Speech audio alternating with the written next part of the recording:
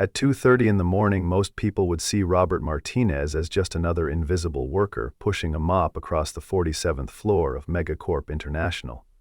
A middle-aged man in a faded uniform, whose biggest concern should be getting home to his 12-year-old daughter. But as he paused outside the glass conference room, watching the company's CEO speak desperately into her laptop screen while a stern Korean voice grew colder by the minute, Robert's weathered hands tightened around something far more valuable than his cleaning supplies.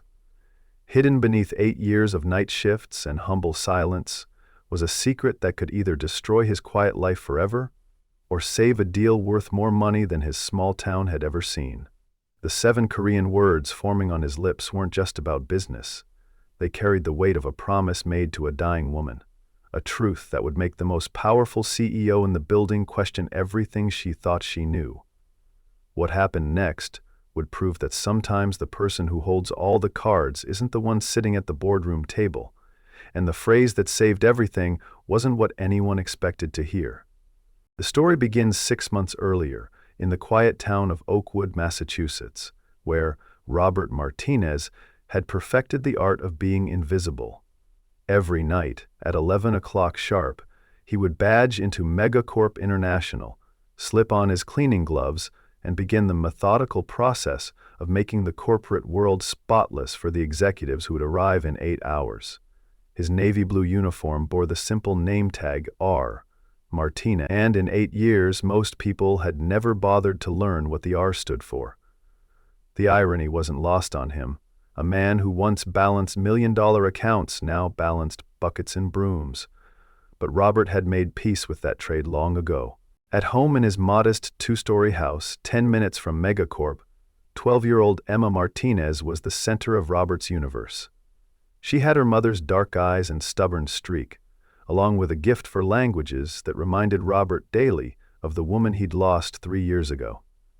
Emma spoke English with her friends, Spanish with her grandmother, and Korean with the memory of her mother, a beautiful woman named Sarah who had taught them both that some words carry more weight than others. The house still held traces of Sarah's presence: Korean cookbooks in the kitchen, Hangul characters taped to Emma's bedroom mirror, and a small shrine of photos where Robert would sometimes catch his daughter whispering prayers in a language that sounded like music. Robert's transformation from corporate accountant to night janitor hadn't been a fall from grace.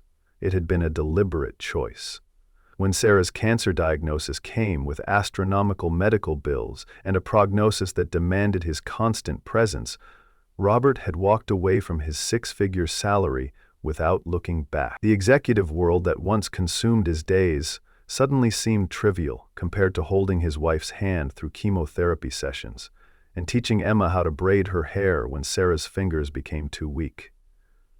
After Sarah passed, Robert discovered that the corporate ladder he'd once climbed with such determination now felt like a prison of expectations and empty ambitions. The night shift at MegaCorp offered something far more valuable than prestige: time with Emma and the peace that comes with honest work. Katherine Chen had been MegaCorp's CEO for 3 years, and in that time she had transformed the mid-sized technology company from a regional player into a national contender.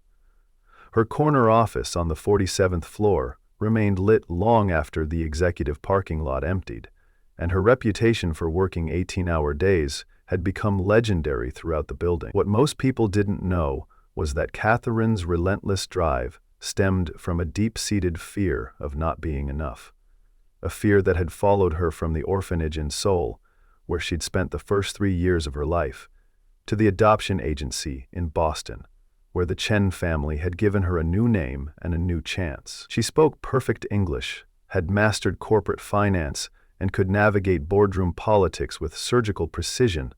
But late at night, when the building grew quiet, Katherine sometimes felt like that lost 3-year-old girl who couldn't remember the sound of her birth mother's voice. The first time Robert and Katherine spoke was in the elevator on a Tuesday night in December. She was heading up to her office with an armload of financial reports, and he was heading down to retrieve his cleaning cart from the basement storage room. The elevator lurched slightly between floors, and Katherine's papers scattered across the floor. Without thinking, Robert set down his mop bucket and helped gather the documents, his eyes automatically scanning the numbers as he handed them back. "The quarterly projections look optimistic," he said quietly, then immediately regretted breaking the unspoken rule that maintenance staff should remain invisible. Katherine looked at him with surprise, not because he had spoken, but because he had understood what he was looking at. "Thank you," she said, studying his face as if seeing him for the first time. "I'm Robert," he offered as the elevator doors opened. "Katherine," she replied, though they both knew she was Ms. Chen to everyone else in the building. After that night, their interactions became a quiet ritual that neither of them acknowledged directly. Katherine would arrive early for her late-night work sessions, and Robert would leave a fresh cup of coffee on the reception desk outside her office. Never too hot, always with one sugar packet and a splash of cream, exactly the way he'd noticed she prepared it in the break room. In return, Katherine began leaving small thank-you notes tucked under the coffee maker, eventually graduating to brief conversations about everything except their personal lives. She learned that Robert had an encyclopedic knowledge of financial markets and an uncanny ability to spot discrepancies in budget reports. He discovered that Katherine spoke fluent Mandarin, decent Japanese, and was struggling to learn Korean from a language app that frustrated her to tears most nights. "Why Korean?" Robert asked one evening as Katherine rubbed her temples after another failed attempt at pronunciation. "Business reasons," she replied, but something in her voice suggested the answer ran deeper than corporate strategy. Robert wanted to tell her that he could help, that Sarah had spent countless hours teaching him the subtle differences between formal and informal Korean speech, but some instinct held him back. Instead, he simply said, "Some languages can't be learned from apps. They have to be felt first." Katherine looked at him with that expression again, the one that suggested she was seeing something unexpected. "You sound like you know from experience," she said. Robert just smiled and returned to his work, leaving Katherine to wonder what other surprises the quiet janitor might be hiding. The truth was that Robert's understanding of Korean went far beyond casual conversation. Sarah had been born in Busan but raised in Seoul, and her family's textile business had required her to master the intricate nuances of formal Korean business language. During their 12-year marriage, she had insisted that Robert learn not just conversational Korean, but the specific phrases and cultural contexts that governed high-level business negotiations in Korea. "Someday," Sarah had told him with a laugh, "you might need to impress my father's business partners." That someday had never come for Sarah's family business, but the language had become their secret code, their private world where they could express emotions that somehow felt deeper in Korean than in English. As winter melted into spring, Robert and Katherine's late-night encounters evolved into something that resembled friendship, though neither would have used that word to describe their relationship. Katherine found herself looking forward to their brief conversations, and Robert discovered that he enjoyed having someone to talk to who appreciated both his financial insights and his ability to listen without judgment. They were two people who had built their lives around protecting themselves from vulnerability, yet somehow they had created a small space where their defenses could lower slightly. Katherine began sharing details about the mounting pressure she faced from MegaCorp's board of directors, while Robert offered the kind of practical advice that only comes from years of experience in corporate finance. The turning point came on a humid Thursday night in May, when Katherine's phone buzzed with an urgent message that made her face go pale. Robert was polishing the conference table when he noticed her hands shaking as she read the text. "Bad news?" he asked gently. Katherine looked around the empty floor as if checking for hidden listeners, then said in a voice barely above a whisper, "Someone's been feeding information to the board. They think I'm hiding financial irregularity." Robert's cleaning cloth stopped moving across the table's surface. In his 8 years of working nights, he had learned that corporate buildings held secrets the way old houses held memories, and MegaCorp was no exception. He had seen too many late-night meetings in conference rooms that were supposed to be empty, witnessed too many hushed phone calls between executives who thought they were alone. "What kind of irregularities?" Robert asked, his accountant instincts overriding his janitor discretion. Katherine hesitated, then pulled up a spreadsheet on her laptop. "The numbers don't add up in our Asian markets division, but I can't figure out where the discrepancy is coming from. Someone's either cooking the books or—" She trailed off, but Robert could see the fear in her eyes. He moved closer to the screen, his trained eyes scanning the columns of data with the speed and precision that had once made him one of Boston's most sought-after corporate accountants. Within minutes, he had identified 3 separate anomalies that suggested systematic manipulation rather than random errors. "This isn't about hiding irregularities," he said quietly.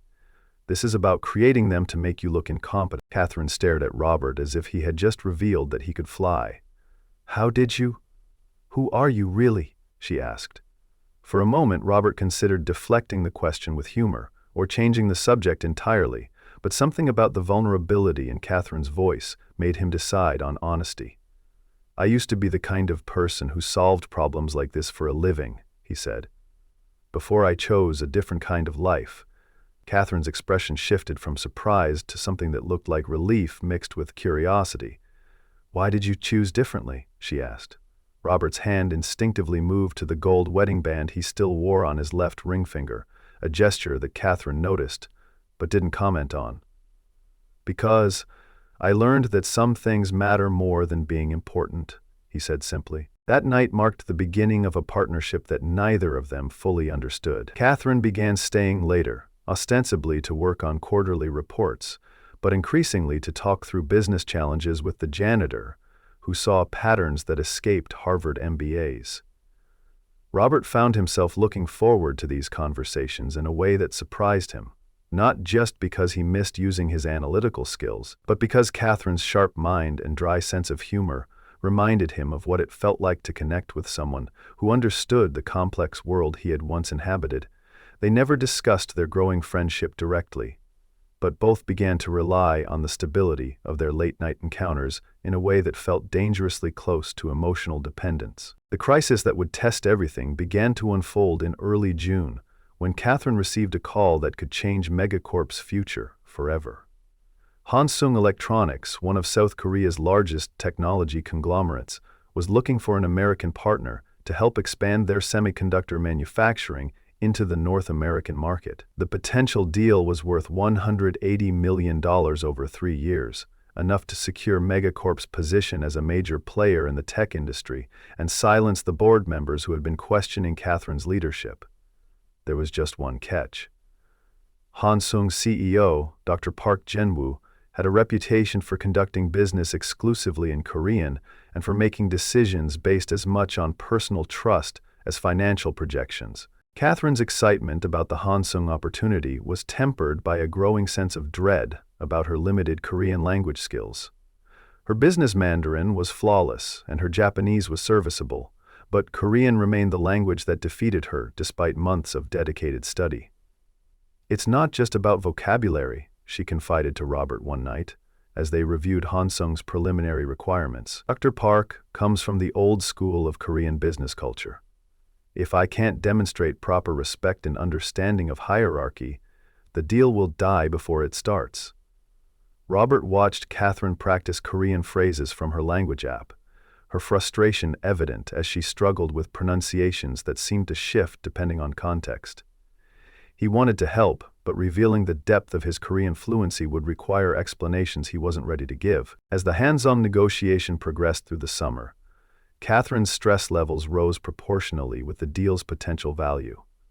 The preliminary meetings went well, but Dr. Park remained reserved, occasionally switching to rapid Korean when discussing sensitive points with his own team. Katherine could follow perhaps 30% of these conversations, leaving her constantly worried that she was missing crucial information, or, worse, being deliberately excluded from decisions about her own company's future. Her insomnia worsened, and Robert began finding her in the office at increasingly odd hours, sometimes catching her asleep at her desk when he arrived for his 11 p.m. shift. The situation became more complicated when Richard Blackwood, chairman of MegaCorp's board of directors, began scheduling his own meetings with the Hansung team. Blackwood was a silver-haired corporate veteran who had built his career on the philosophy that CEOs were expendable, but board relationships were forever. Robert had been cleaning conference rooms during several of Blackwood's conversations with other board members, and the content of those discussions would have alarmed Katherine if she had known about them. Blackwood was positioning himself as a more stable alternative to Katherine's leadership, subtly undermining her credibility, while positioning MegaCorp for a leadership change that would coincide conveniently with the Hansung deal's completion. Emma Martinez had inherited her mother's intuitive understanding of people, and she could sense her father's growing tension even when he tried to hide it. "You're worried about someone at work," she observed one Saturday morning as they made pancakes together in their small kitchen. "Is it the lady who speaks Korean?" Robert paused in his stirring, surprised by his daughter's perceptiveness. He had mentioned Katherine only in passing, but Emma had clearly picked up on something in his tone. "She's dealing with some difficult people," Robert admitted. "Sometimes grown-ups can be mean to each other, especially when money is involved." Emma considered this seriously, then said, "Mom used to say that when someone needs help, you help them, even if it's scary. Especially if it's scary." The final phase of the Hansung negotiation was scheduled for the first week of September, with Dr. Park flying to Boston for 3 days of intensive meetings that would determine MegaCorp's future. Katherine had prepared meticulously, hiring a Korean interpreter and studying cultural protocols with the dedication of a graduate student. What she didn't know was that Richard Blackwood had been conducting his own communications with Hansung's team, casting doubt on Katherine's leadership stability and suggesting that a change in MegaCorp's executive structure might be beneficial for all parties involved. These communications weren't technically illegal, but they violated every principle of corporate loyalty and created a situation where Katherine was fighting for a deal while simultaneously being sabotaged by her own board. Robert discovered the extent of Blackwood's betrayal purely by accident on the Tuesday night before Dr. Park's arrival. He was cleaning the 43rd floor conference room when he noticed that someone had left a computer connected to the room's presentation system. The screen displayed an email thread between Blackwood and someone at Hansung, with subject lines that made Robert's stomach turn. "Concerns about current leadership," and "transition planning for post-deal structure." Robert knew he should disconnect the computer and leave, but his protective instincts toward Katherine overrode his professional boundaries. The emails painted a clear picture of Blackwood's plan to use the Hansung deal as leverage to force Katherine's resignation, positioning himself as the interim CEO who would provide the stability that Hansung supposedly preferred. The next morning, Robert called in sick to his day job, something he had never done in 8 years, and spent the afternoon researching everything he could find about Dr. Park Jin-woo and Hansung Electronics. His rusty Korean reading skills slowly returned as he navigated Korean business websites and news articles, piecing together a profile of a man who valued personal integrity above corporate politics. Dr. Park had built Hansung from a small family electronics company into a multinational corporation, but he had done so without sacrificing the Confucian principles that emphasize loyalty, respect, and honest dealing. If Dr. Park discovered that he was being used as a pawn in someone else's corporate coup, the reaction would be swift and final. That evening, Robert arrived at MegaCorp earlier than usual, his mind racing with possible ways to warn Katherine without revealing how he had obtained his information. He found her in her office, surrounded by Korean phrase books and looking more exhausted than he had ever seen her. "The final meeting is tomorrow," she said without looking up. 3 years of work comes down to 8 hours in a conference room with a man who speaks a language I can barely understand." Robert sat down in a chair across from her desk, a violation of their unspoken protocol that made Katherine look up in surprise. "Katherine," he said, using her first name for only the second time since they had met. "There are things happening that you need to know about." For the next hour, Robert carefully explained what he had discovered about Blackwood's communications with Hansung, without revealing the specific circumstances of his discovery.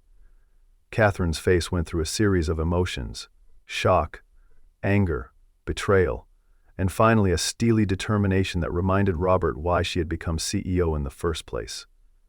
"That explains why Dr. Park's team has been asking questions about management stability," she said. "I thought it was standard due diligence, but Blackwood has been feeding them concerns about my leadership."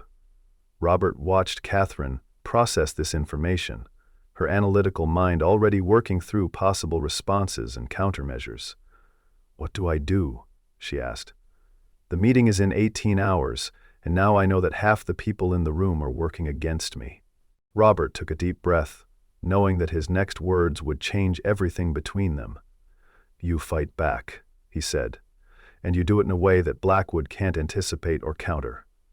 Katherine looked at him with the expression he had come to recognize, the one that suggested she was seeing something new in the quiet janitor who somehow understood corporate warfare better than most executives.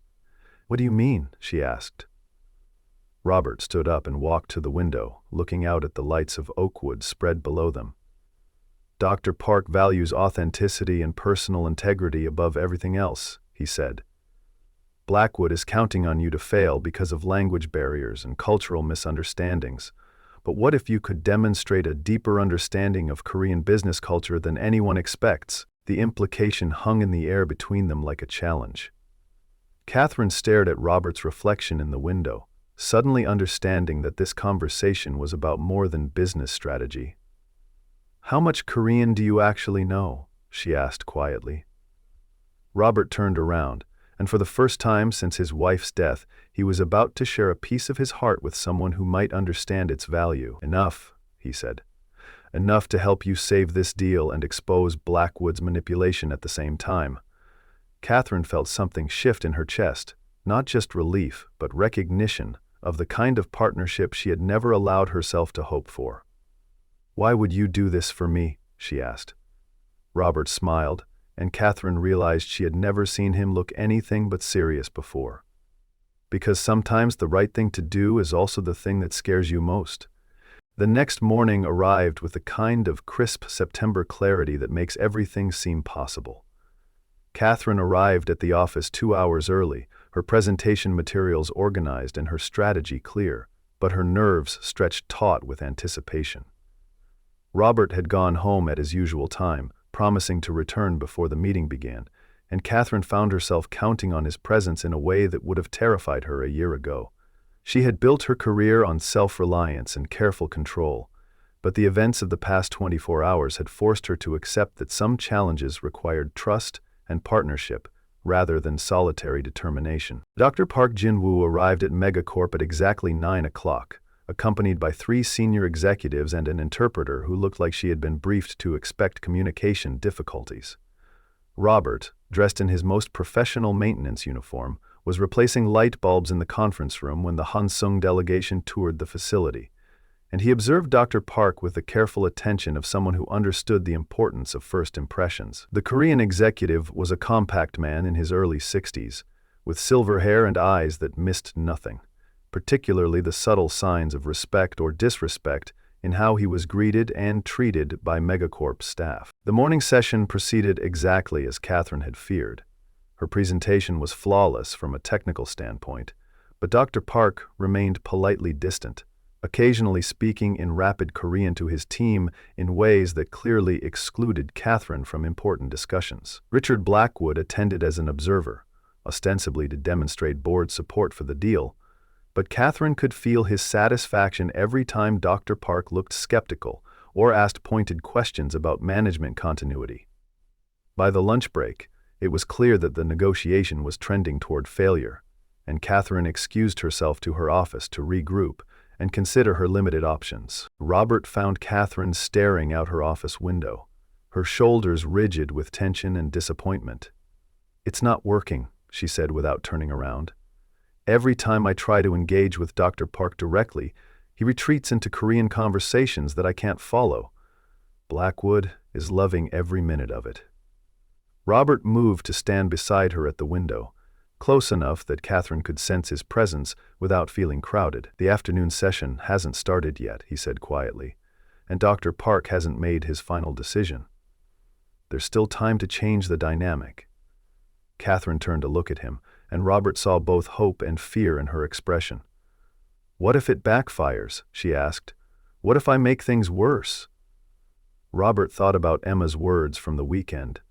"When someone needs help, you help them, even if it's scary, and we'll deal with the consequences together," he said. The afternoon session began at 2 o'clock, with Dr. Park and his team seated on one side of the polished conference table, and Katherine, Blackwood, and 2 other MegaCorp executives on the other. Robert was scheduled to clean the adjacent conference room during the meeting, positioning him within earshot but out of direct sight, an arrangement that seemed routine to everyone except Katherine, who knew that her unlikely ally was listening for the moment when his intervention might tip the balance. For the first hour, the discussion followed the same pattern as the morning session, with Dr. Park asking increasingly pointed questions about MegaCorp's management structure and long-term stability. The crisis point came when Dr. Park received a text message that made his expression harden visibly.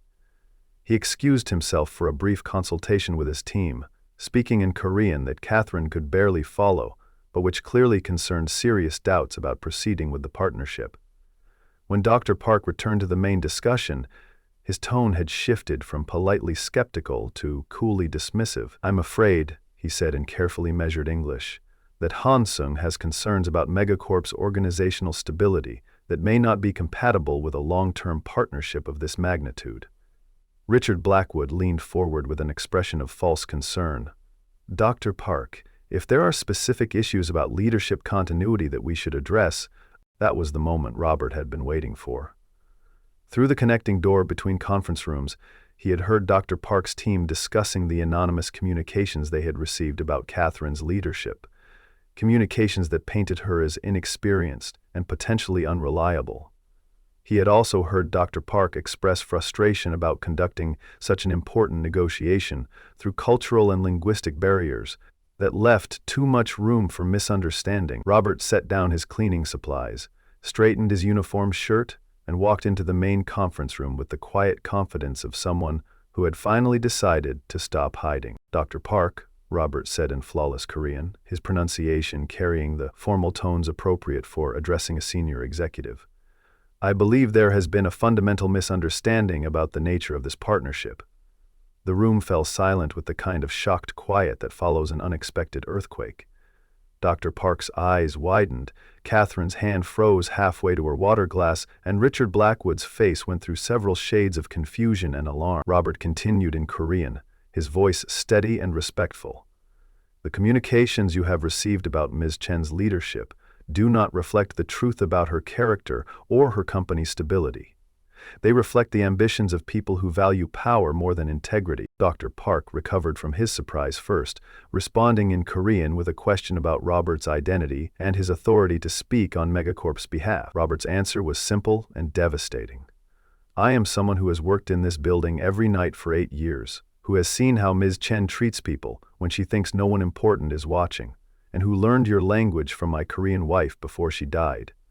I am speaking not as a representative of this company, but as someone who recognizes authentic leadership when he sees it." The translation of this exchange, provided by Hansung's interpreter, sent a visible shock wave through the MegaCorp side of the table, particularly when the interpreter emphasized the word "wife," with a tone that conveyed deep respect for Robert's loss. Katherine felt her world shift on its axis as she watched Dr. Park lean forward with genuine interest for the first time all day.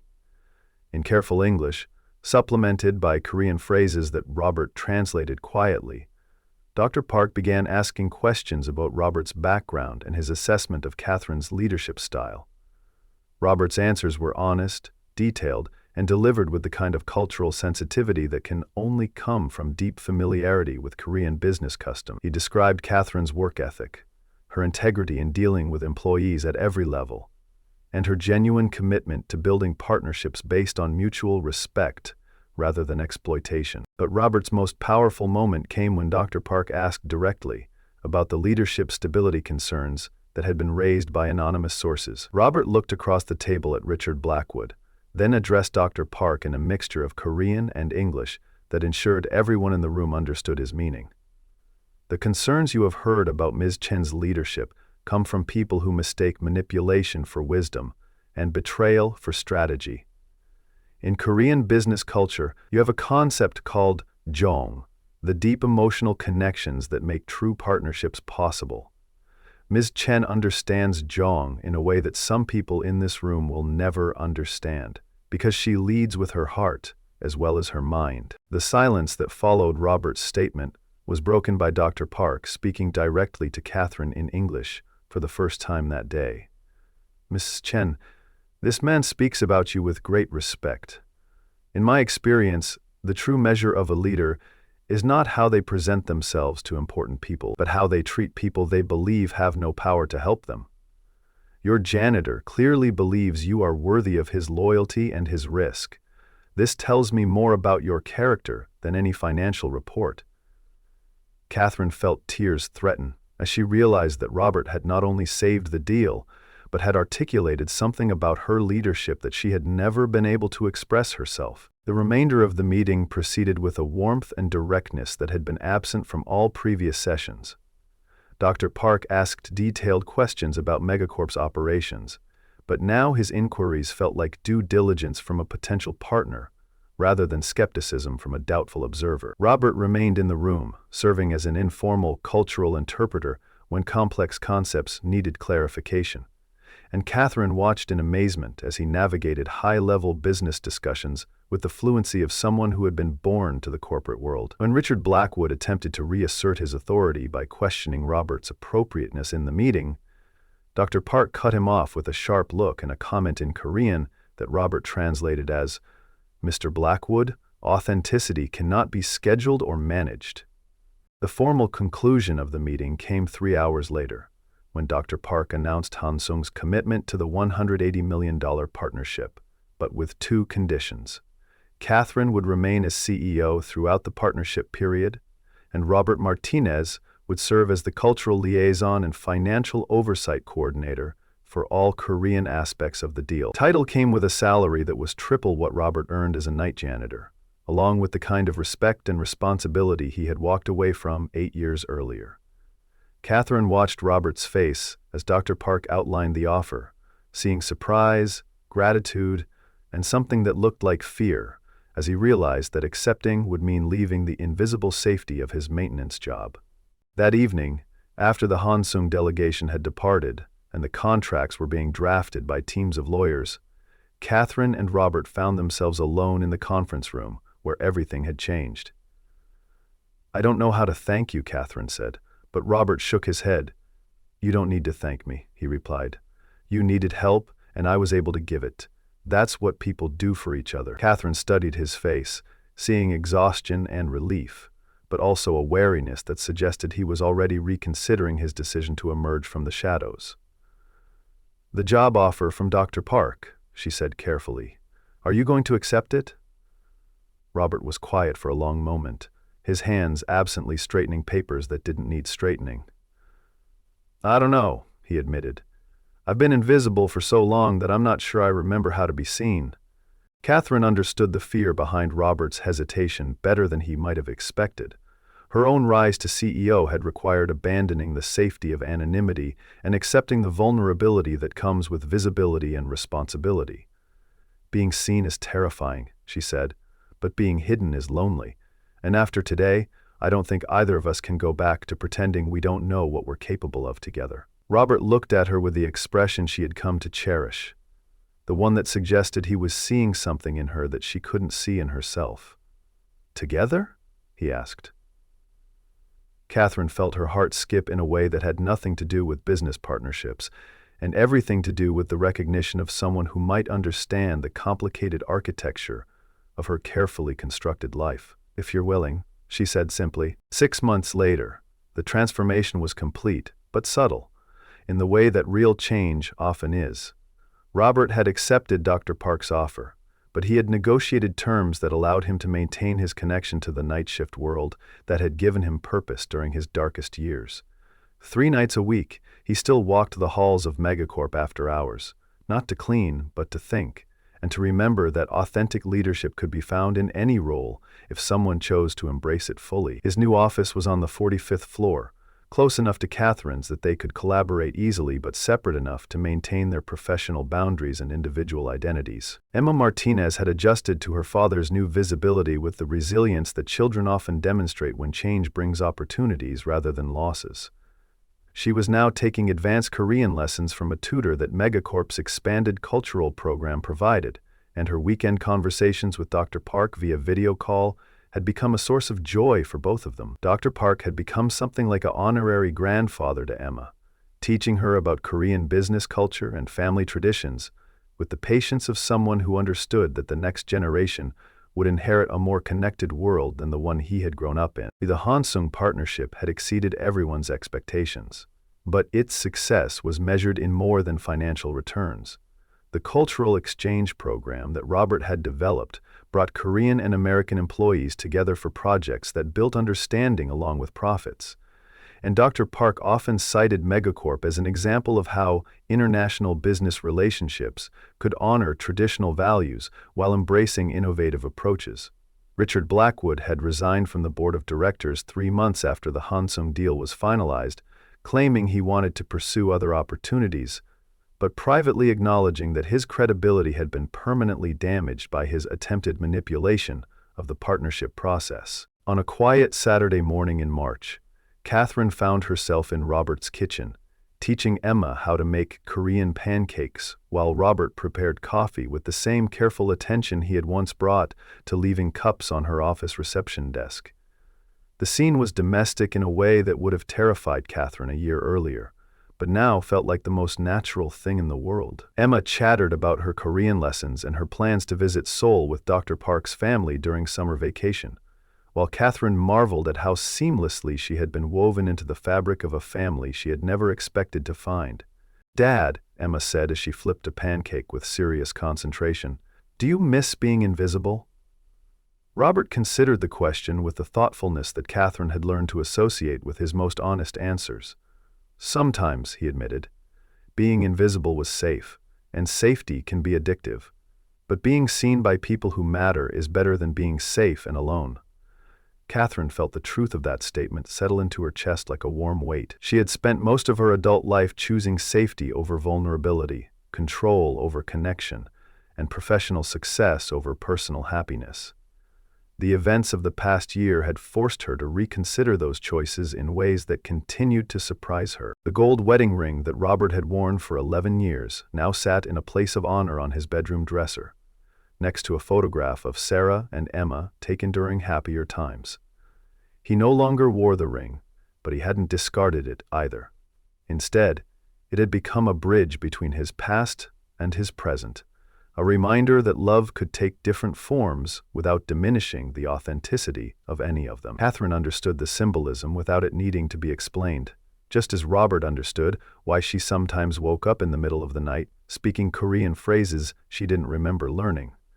They were both people who had been shaped by loss and defined by their responses to circumstances beyond their control. The Korean phrase that had saved the deal, "Truth comes from the heart," had become a kind of motto for the new life they were building together, not just as business partners, but as people who had found in each other the kind of understanding that makes vulnerability feel like strength rather than weakness. Emma had calligraphy-ed the phrase in Hangul and framed it for Robert's new office, where it served as a daily reminder that the most important communications often happen in languages that transcend words and cultural boundaries. As spring arrived in Oakwood, Katherine and Robert had settled into a rhythm that honored both their professional responsibilities and their growing personal connection. They had not formally defined their relationship, partly because both of them had learned that the most meaningful bonds often resist easy categorization. What mattered was that they had found a way to be fully present in each other's lives, without losing the individual identities that had made their partnership possible in the first place. Emma served as both catalyst and witness to their evolving connection, her 12-year-old wisdom providing perspective that helped them navigate the transition from colleagues to something deeper and more lasting. The story of the janitor who saved a $180 million deal had become a legend within MegaCorp and throughout the Boston business community. But Robert had learned to deflect attention from the dramatic moment to the longer process of building trust and demonstrating character that had made the moment possible. In interviews and speaking engagements, he emphasized that his intervention had been effective not because of linguistic fluency, but because it had revealed authentic relationships and values that Dr. Park could recognize and respect. The real victory had not been saving a business deal, but discovering that two people who had built their lives around self-protection could find ways to protect and support each other instead. On a warm evening in late spring, as they sat on the porch swing that Robert had installed in Katherine's backyard, watching Emma practice Korean conversation with Dr. Park via video call, Katherine reflected on how completely her life had changed direction in the span of less than a year. The woman who had once worked 18-hour days to avoid dealing with personal relationships now looked forward to family dinners and weekend conversations that had nothing to do with quarterly projections or market analysis. "Do you ever wonder what would have happened if you hadn't walked into that conference room?" she asked Robert. Robert considered the question seriously, as he did most of Katherine's inquiries about the pivotal moments that had brought them together. "I think about it sometimes," he said, "but then I remember something Sarah used to tell me. The universe has a way of putting people where they need to be, when they need to be there, if they're brave enough to recognize the moment and act on it." Katherine leaned against Robert's shoulder, feeling the solid comfort of someone who had chosen to risk everything for principles that mattered more than personal safety. "I'm glad you were brave enough," she said quietly. "I'm glad we both were." Emma's laughter drifted across the yard as Dr. Park told her a story in Korean about his own granddaughter. And Katherine marveled at how naturally her life had expanded to include this extended family of choice. The girl who had lost her mother too young was now surrounded by people who understood that love could be expressed in multiple languages and take forms that traditional definitions couldn't capture. Robert watched his daughter with the quiet satisfaction of a parent who had finally found the courage to build the kind of life that honored both his past and his future. The MegaCorp building still hummed with activity during the night shift, but now Robert's former colleagues in maintenance greeted him with a mixture of pride and amazement when he returned for his weekly walks through the floors he once cleaned. They had witnessed his transformation from invisible worker to respected executive, but more importantly, they had seen him maintain the same kindness and respect for their work that had characterized his 8 years among them. "You didn't forget where you came from," his replacement had told him one evening, and Robert had replied, "How could I? This place taught me that dignity comes from how you treat people, not from what title you hold." The photograph on Robert's new desk showed 3 faces: Emma grinning between Katherine and Dr. Park during their first official company dinner, all of them wearing traditional Korean hanbok that Dr. Park had brought as gifts from Seoul. It was an image that captured the multicultural, multi-generational family they had become, bound together not by blood or legal documents, but by shared values and mutual respect. Visitors to Robert's office often commented on the warmth evident in the photograph, and Robert would explain that it represented the kind of success that couldn't be measured in financial statements or quarterly reports. Katherine's own office had undergone subtle changes that reflected her expanded understanding of what leadership could look like. The wall behind her desk now displayed a series of calligraphy pieces that Emma had created, Korean phrases about wisdom, perseverance, and family, that served as daily reminders of the life she was building beyond the corporate world. Her work schedule, while still demanding, had been restructured to include time for the relationships that gave her work meaning and purpose. She had learned that true strength came not from independence, but from interdependence with people who shared her values and supported her growth. The success of the Hansung partnership had opened doors for other international collaborations, but Robert and Katherine approached each new opportunity with the lessons they had learned about the importance of cultural understanding and authentic communication. Their consulting work with other companies often focused less on financial projections and more on the human relationships that made sustainable business partnerships possible. They had become advocates for a model of corporate leadership that valued character as much as competence, and their example had inspired other executives to reconsider the relationship between personal integrity and professional success. Emma's bedroom wall was covered with maps of Korea and photographs from her video calls with Dr. Park's family, evidence of a connection that transcended geographic boundaries and generational differences. She had inherited her mother's gift for languages, but also her father's analytical mind and Katherine's determination, creating a unique combination of skills that promised to serve her well in an increasingly connected world. Her dream of becoming a cultural interpreter like her father had evolved into ambitions that included diplomacy, international business, and bridge building between communities that spoke different languages but shared common human experiences. The small shrine to Sarah's memory in the Martinez living room had been expanded to include photographs and mementos from their new life, creating a visual representation of how the past could be honored while making space for future growth.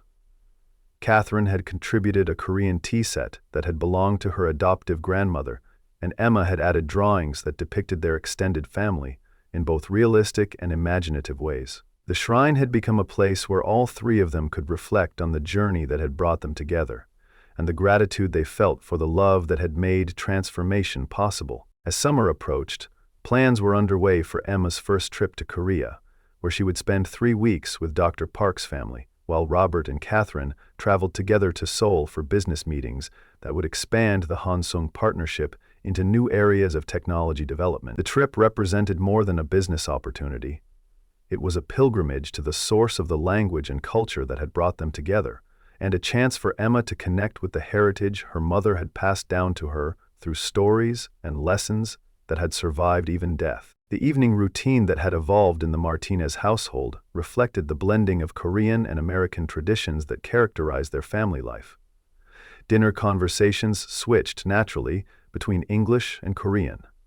Homework sessions included both traditional math problems and Korean language practice, and bedtime stories drew from folktales that Dr. Park had shared during their video call. Katherine had become fluent enough in Korean to help with Emma's language lessons, and she often found herself thinking in Korean phrases that captured emotions more precisely than their English equivalents. The gold wedding ring that had once symbolized Robert's connection to the past now rested beside a small Korean stone that Emma had given Katherine during a moment of particular closeness, when the 12-year-old had announced that Katherine was like a Korean mom, but different and special. The stone came from Dr. Park's garden in Seoul, and it represented the connections that could form across cultures and continents when people opened their hearts to possibilities they had never imagined.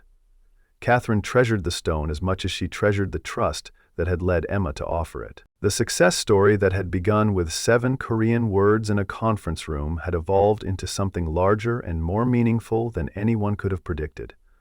Robert's intervention had saved a business deal, but the relationships that grew from that moment had saved 3 people from lives of isolation and missed opportunities. They had learned that courage was not the absence of fear, but the willingness to act in spite of fear when something important was at stake. They had discovered that authenticity was not about being perfect, but about being honest enough to let others see both their strengths and their vulnerabilities. On the first anniversary of the day Robert had walked into the conference room and changed everything, Katherine organized a small celebration that included Dr. Park via video call and a Korean feast that Emma had helped prepare using recipes from her mother's cookbook. As they raised their glasses in a toast that combined English gratitude with Korean blessings, Robert reflected on the circular nature of their journey. He had begun as a man hiding from his past, evolved into someone willing to risk his present, and emerged as a person capable of building a future that honored all the parts of himself he had once thought incompatible. The phrase that had saved the deal, "Truth comes from the heart," continued to guide their decisions, both personal and professional.